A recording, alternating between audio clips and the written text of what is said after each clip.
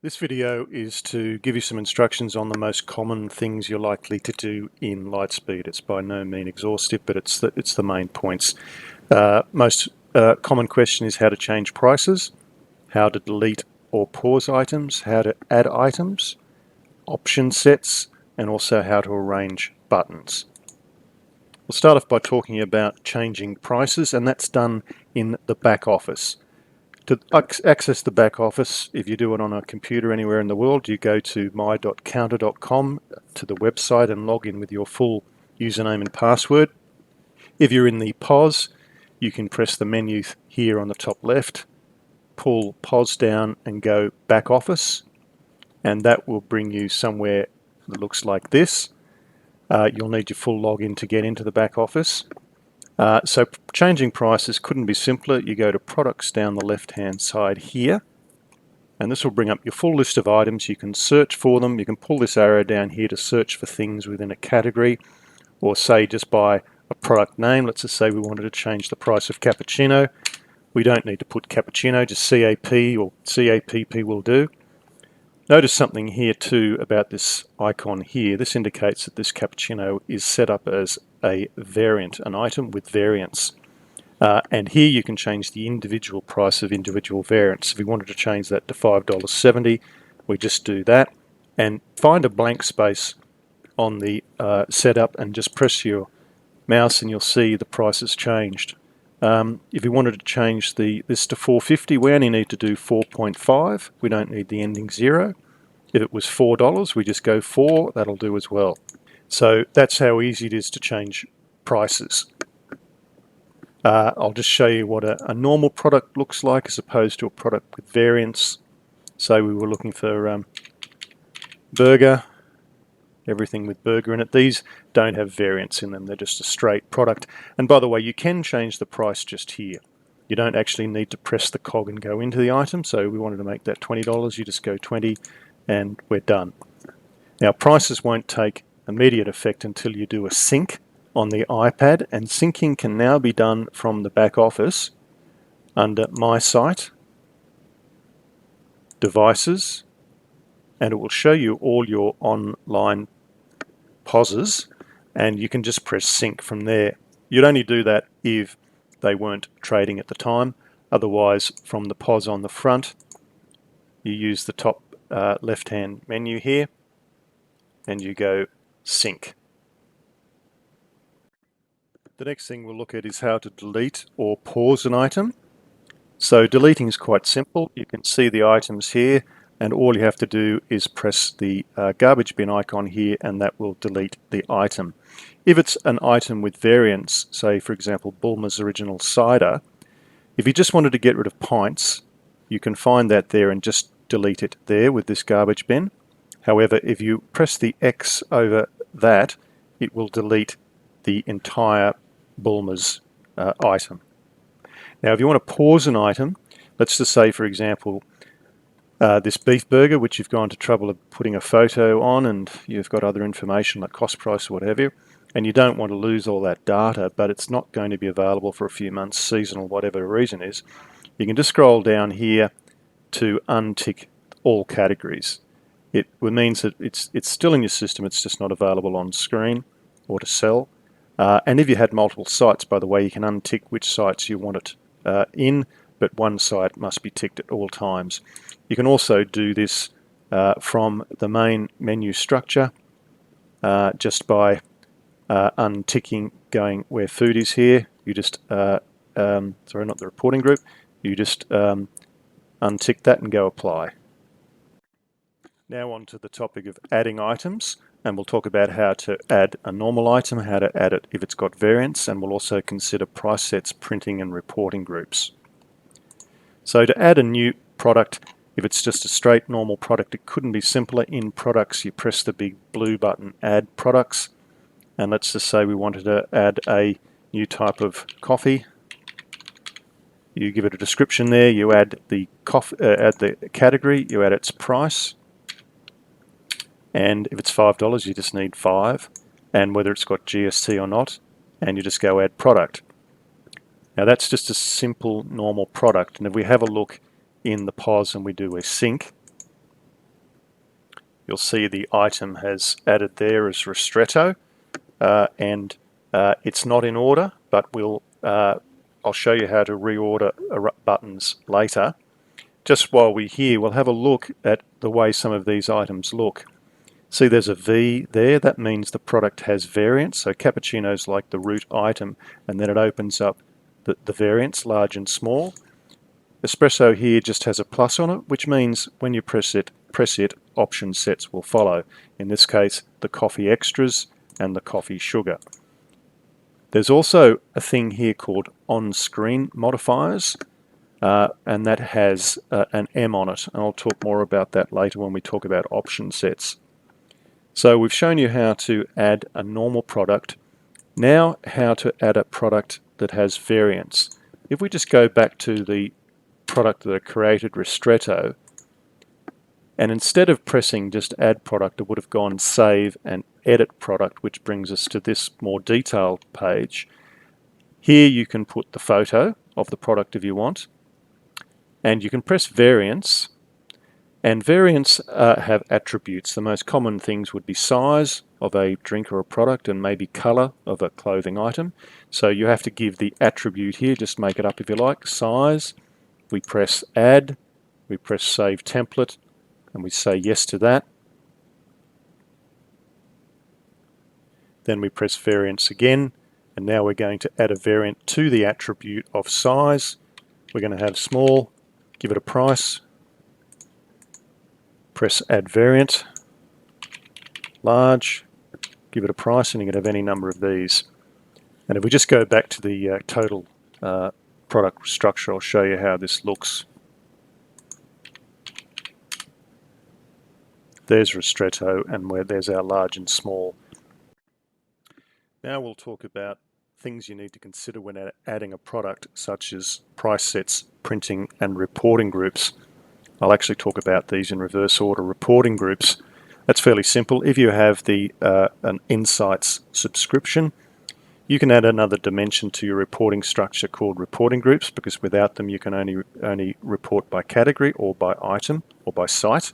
So with each item you can add a reporting group. In this case, we just want to know a report that has all our food and all our drink and bundled. And you can also set this up in bulk by if you were to pick all the categories that have drinks in them, coffee, wines, and on tap.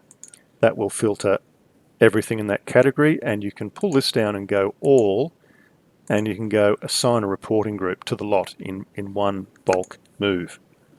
So that's how you do reporting groups. The other thing you need to consider when you're adding a new product is where is it going to print, or will it print?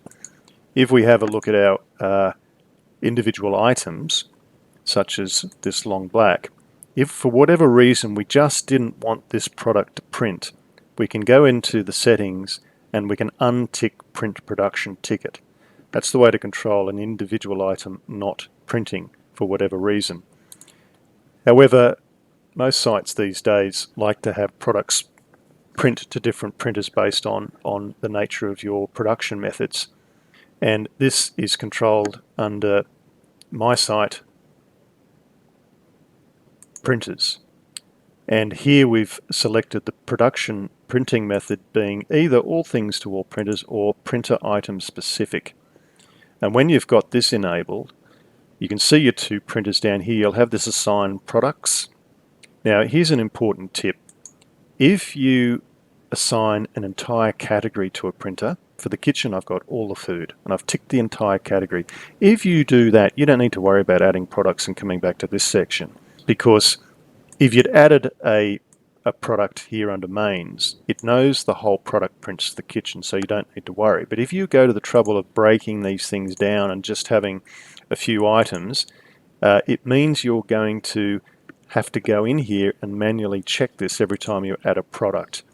So I strongly recommend you have an entire category go to printer, a particular printer. Here under bar, for example, we've got everything with drinks in it, and that's a smart way to go, and then you'll never have to worry about going into these settings when you add a product.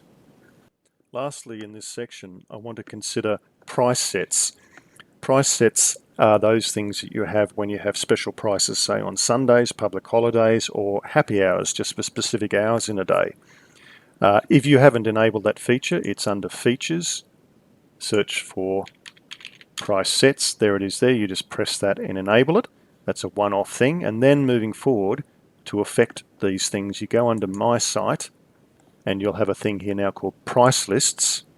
And I want to do a little bit of a section just here, just on price lists, because this has gone through some radical transformation in recent times, and it's really now very good. So I'm going to go through a process of setting up a Sunday price, a public holiday price, and a happy hour price for certain items. And I'm just going to show you how quick it is to do all of that. What we do is we go Create Price List, this blue button here. We give it a name, Sunday, Create. Here you're going to create your price list in one of three ways. I do not recommend you do the first one at all, because that allows you to go through your entire product list and individually pick items that are going to be affected up or down. The reason I don't recommend you do this is because if you add another item, there's no automatic way of knowing that the price list has to change for that item if you want it to change. I recommend always you do one of the next two methods, which is a surcharge or a discount. So with Sunday it's going to be a surcharge, so we press Surcharge, and then we have an option here of all products and option sets, or selected categories, or tagged products. In this case we want across the board, everything, including option sets, and it's a great feature to know that option sets are included. Before, you couldn't put the price up of option sets on weekends. So in this case it's going to be 10%, so we're saying that our Sunday price list is based on a surcharge of all products and option sets of 10%, save price list. The next thing, we go back to have a look at our price lists. We now have a price list called Default and Sunday, but we need to schedule it because we've got nothing scheduled at the moment. So this is how easy it is to schedule the Sunday price. We go Add Schedule. It's going to be based on weekdays, and we just press Sunday.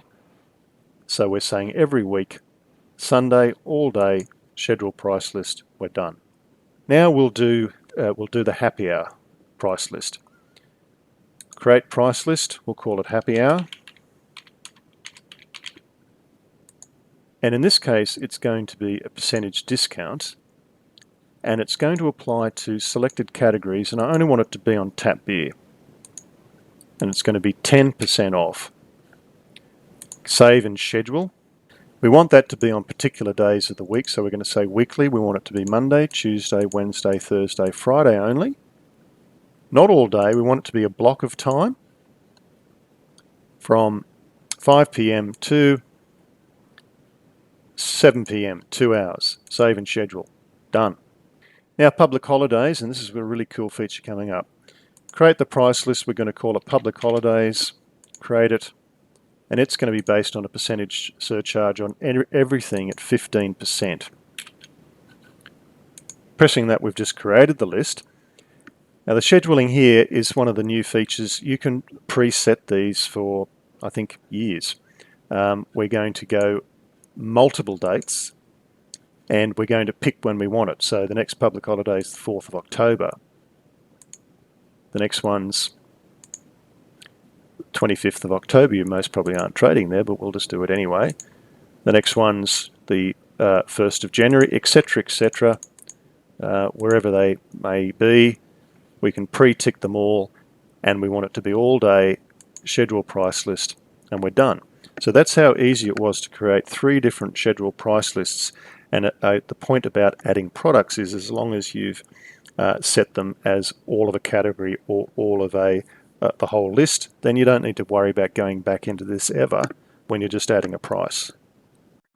Now we're going to talk about option sets, including modifiers. As I explained before, option sets sit behind items, and an item has an option set when it has a plus after it. Everything within an option set is effectively a modifier. That is something that modifies a menu. Or they can be on-screen modifiers, like gravy is here, it says M. One thing to note, when I press gravy, I can't sell gravy by its own. it says an item has to be ticked before. So if this order was actually nachos and onion rings, I can then press gravy, and the next person might want chips. So the chef knows that the onion rings have the gravy. The difference between an on-screen modifier and an option set is mainly because there's a button. An on-screen modifier is a button, and it's not really recommended anymore these days for a couple of reasons. One is it doesn't sync with online ordering systems, it seems, but also it's not very productive. It's taking up space on the iPad, and it can be very easily forgotten by staff, whereas when it's in an option set, they sort of can't ignore it.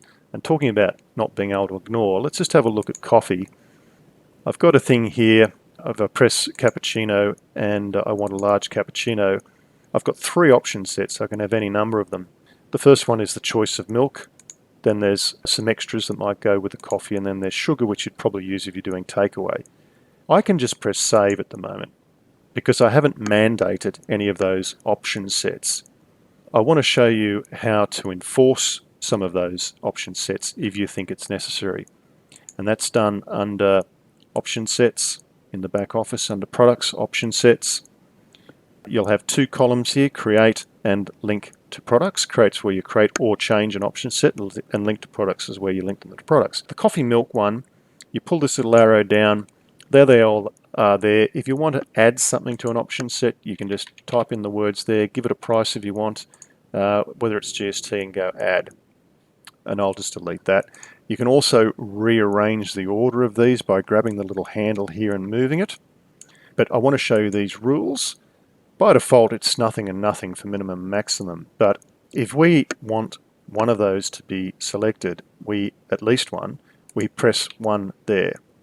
And if we want only one to be selected, we press 1 there. So that means that they must press 1, but a maximum of 1.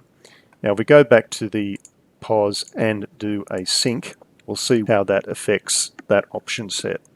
So now when we press cappuccino and this option set comes up, I can't press save. It says at least one option must be selected in the group coffee milk type. So I have to press one of these.